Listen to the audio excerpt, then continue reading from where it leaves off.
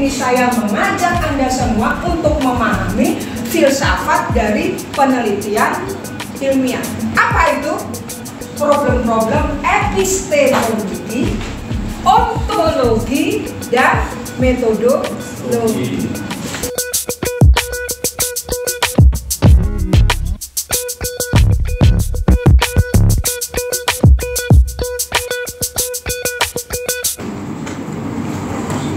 Epistemologi, teori tentang pengetahuan. Berarti pengetahuan itu harus dicari. Kalau saya lebih gampangnya epistemologi itu ya fenomena, ya realitas, ya gejala. Karena kita pengen tahu apa yang menyebabkan masalah itu muncul, apa yang menyebabkan peristiwa muncul, apa yang menyebabkan gejala itu terjadi. Kenapa ada realitas korupsi? Kenapa ada realitas lingsum divisit nggak ada? Itu epistemologi. Lalu kita pengen tahu. Karena ketika kita pengen tahu sesuatu, berarti di sini kita, di pikiran kita sudah ada pengetahuan yang lain. Kemarin ada lingsum, sekarang nggak ada. Lalu kita membongkar, meneliti, lalu kita membutuhkan yang namanya ontologi. Itu lingsum awak kemarin ada, sekarang nggak ada. Itu epis. Lalu ontologinya kita cari perspektifnya, kita cari teorinya, kita cari pendekatannya. Kalau lingsum dari ada menjadi tidak ada, berarti Anda bisa membaca, kok Anda di sini dipenuhi dengan teori-teori korupsi, wah ini korupsi. Kalau Anda dari ke administrasi publik, wah ini efisiensi. Tapi Anda nggak percaya, masa efisiensi sih?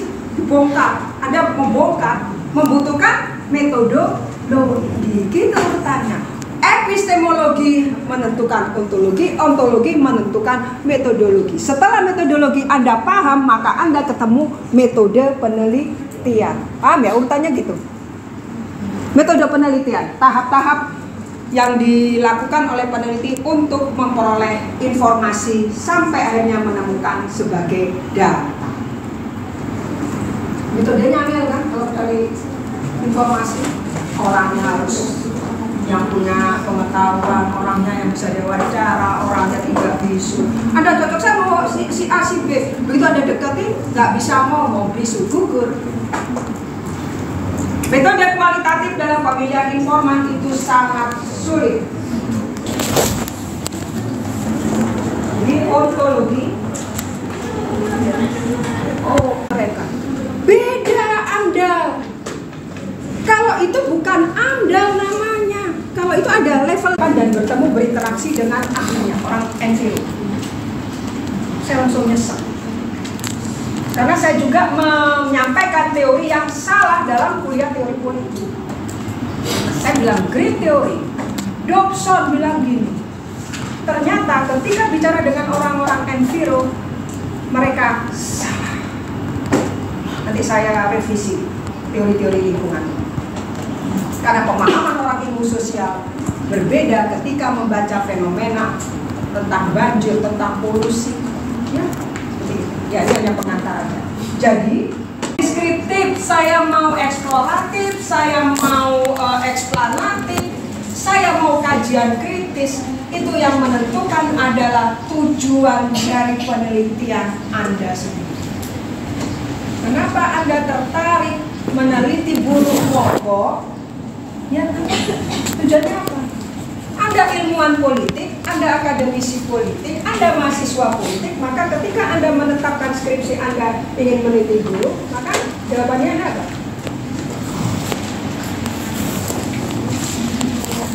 Nah, gaji bawa UNR, kamu mas meneliti burung? Kesejahteraannya belum terjamin, kamu mas meneliti burung. Atau kalau ada buruh demo ditonton, karena apa? Politik korupsi ada, politik gender ada, politik HAM ada. Gak apa-apa, ada di romelan saya, karena ini juga ilmiah.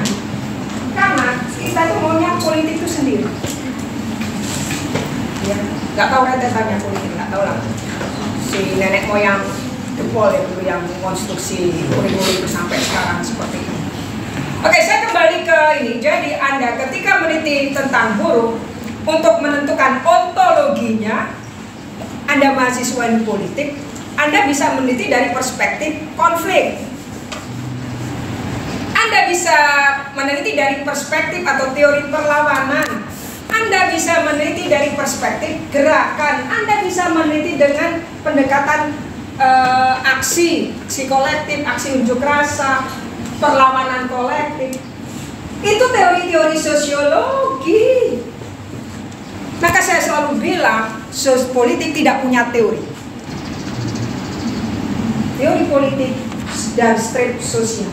Saking takutnya saya, karena politik gak punya teori, saya mencantumkan kata sosial di belakang.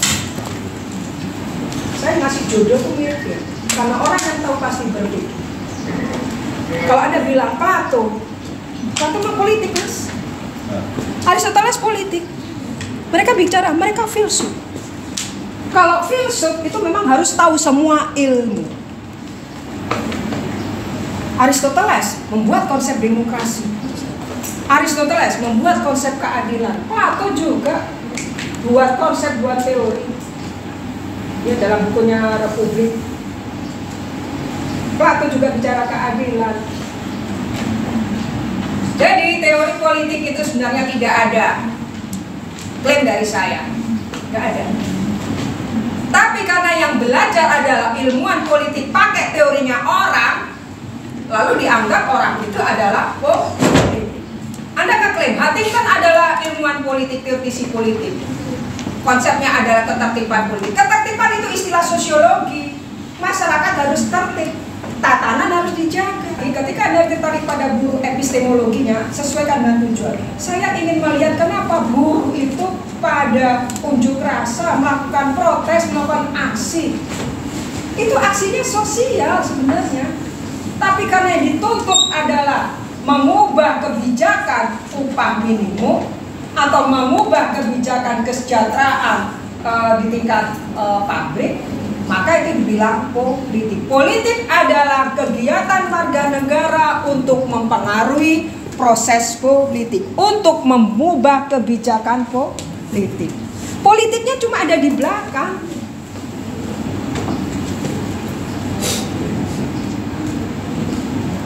Jadi Anda itu adalah ilmuwan sosial.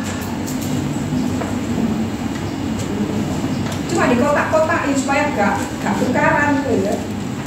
Gideon sih dipakai oleh komunikasi, dipakai orang di IP, dipakai antropologi, dipakai politik, dipakai sosiologi, dipakai HI. Tapi pasti beda cara membaca teori Gideon. Gideon itu ilmuwan politik atau sosiolog? Sosiolog atau ilmuwan politik? Gak tahu kamu dari mana. Matul Gersor, sosiolog. Tapi kamu pakai Gideon kan? Nyolong teorinya orang. Nyolong, kita tuh banyak nyolongnya. Katanya politik, kok pakai teori sosiologi? Ya. Ini artinya kita tidak paham di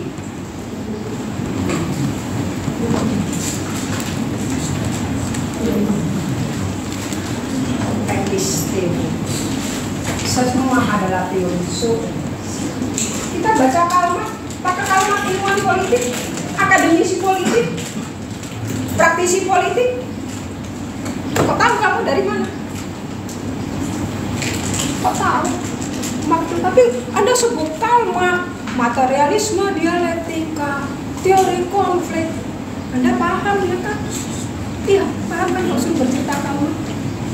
Metode Kalmak adalah materialisme historis, materialisme dialektika yang diadopsi dari gurunya Friedrich Hegel.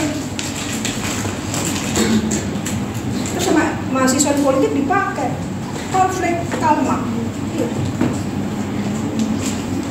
Relevan kan? Relevan Anda pakai teori Kalmak, saya jelaskan konflik. Jangan dipakai. Karl Marx itu grand teori, teori besar. Kalau jelaskan burung maspion, jangan pakai Karl Marx. Karl Marx itu teori besar, teori makro. Bahasa canggihnya grand teori. Kita skripsi itu juga cukup di meso, lapisan kedua, teori menengah, atau di mikro teori. Dia tentang individu, kelompok, masyarakat. Jadi jangan pakai teori Karl Marx, jangan pakai teori Max Weber, jangan pakai teori Durkheim. Itu teori makro, teori besar yang untuk menceritakan perubahan-perubahan sosial dan politik ketika masa revolusi industri awal. Itu ceritanya. Nah setelah itu baru orang-orang teliti di negara, di masyarakat diturunkan, sampailah dia di kota Benjeng, Lamongan, desa Benjeng ya Lamongan. Ada yang dari Benjeng, Lamongan? Jangan menggunakan menjelaskan fenomena burung maspion yang ada di Sidoarjo pakai teori kami. Gugur Anda. Ya. Karena Karl Marx hanya ingin menceritakan perubahan struktur yang ada di negara kapitalis barat. Kapitalisnya sifatnya masih awal, baru pengenalan belum. Sudah ada eksploitasi, buruhnya teralienasi, upahnya nggak dibayar, nilai lebihnya juga nggak dibayar. Apa menyebabkan? Karena ada perubahan alat produksi, metode produksi dan alat produksi seiring dengan perkembangan kapitalis, ya kan? Jadi sekarang kapitalis tetap ada, buruh malah nuntut upah untuk beli HP, nuntut upah untuk beli motor. Nggak boleh, buruh itu sebenarnya nggak boleh protes, paham ya? Kalau ikuti logikanya Karl Marx, karena dia adalah bagian dari subsistem masyarakat yang namanya proletar. Proletar itu jelas nggak punya alat produksi. HP kan bisa untuk jualan, untuk ngojek, untuk ya kan? Yang dituntut HP, yang dituntut motor.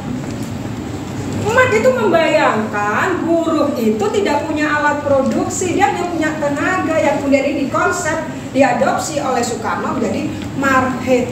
Pacul aja nggak punya, obeng aja nggak punya, ya udah akhirnya dia dieksploitasi sampai dia tidak mengenal dirinya sendiri, tidak mengenal apa yang diproduksinya. Maka itu konsepnya Marx disebut dengan alienasi.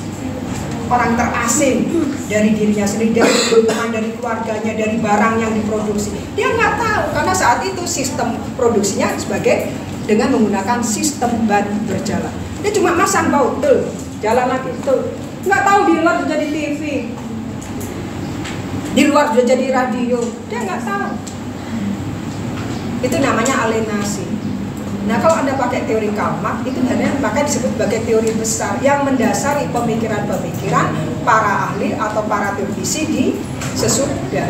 Paham sampai sini ya? Itu semua adalah menggunakan teori, menggunakan perspektif, menggunakan pendekatan ketika Anda sudah tahu tujuan penelitian Anda. Paham sampai sini? Oke, saya menempatkan Anda sebagai peneliti pemula.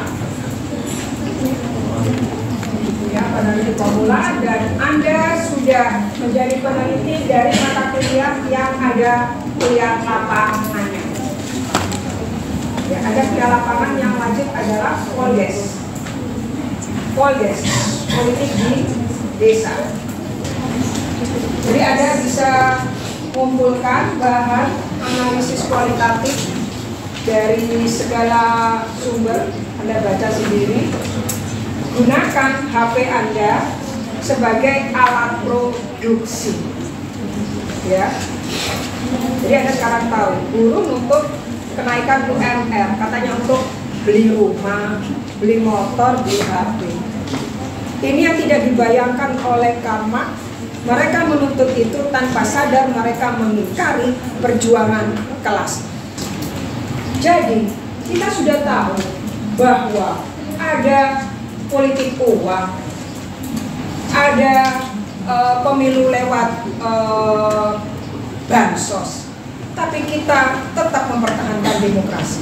Kita mempertahankan demokrasi supaya sosialisme tidak muncul. Paham? Musuh dunia itu sosialisme. Sosialisme itu sangat ditakuti. Kita cuma takut muncul sosialis. Demokrasi acak dibiarkan sama semua negara di dunia. Mau ada PBB anteknya neolik. Bank Dunia anteknya neolik. Terus kita di kurikulum perguruan tinggi kita diajari dengan pokok teori demokrasi digital, teori demokrasi. Untuk apa? Itu cuma ada di kepala Anda, mimpi Anda itu demokrasi. Tapi Anda berperang dengan kapitalisme, gitu. Anda upah buruh nggak dibayar, SPP naik terus. Ya, terus Anda protes. Kita diketawain sama ahli-ahli sosialisme. SPP naik, Anda nggak boleh protes. Oh, di mata kuliahnya ada teori demokrasi kok. Demokrasi kan nggak pernah ada. Kita saking takutnya. Jadi kalau kita belajar buku-buku sosialis atau baca-baca buku Tan Malaka, ya Anda baca ya buku Tan Malaka. Keren itu. Kita takut dengan sosialis. Akhirnya sebobrok apapun demokrasi itu tetap ditolerir. Terus ngerti curang, suara bisa dibeli, wis KKN, ada boto, ada makelar, ada tim ses, ada marketing politik. Itu semua elemen perusak demokrasi. Kasih bansos, yang dapat bansos katanya yang di IG rame itu manajer ya, orang ASN, keren ya, lumayan kan, mulai bansos 1,5, 1,2, 600, lumayan kan, selama 10 tahun. Oke, ini semua adalah mata kuliah kualitatif. Saya hanya mengajarkan bahwa penelitian kualitatif itu dianggap penelitian yang paling mudah untuk menjelaskan realitas, menjawab pertanyaan atas fenomena-fenomena yang muncul di dalam kehidupan kita sehari-hari. Sampai di sini ada pertanyaan? Ada yang mau bertanya? Oke.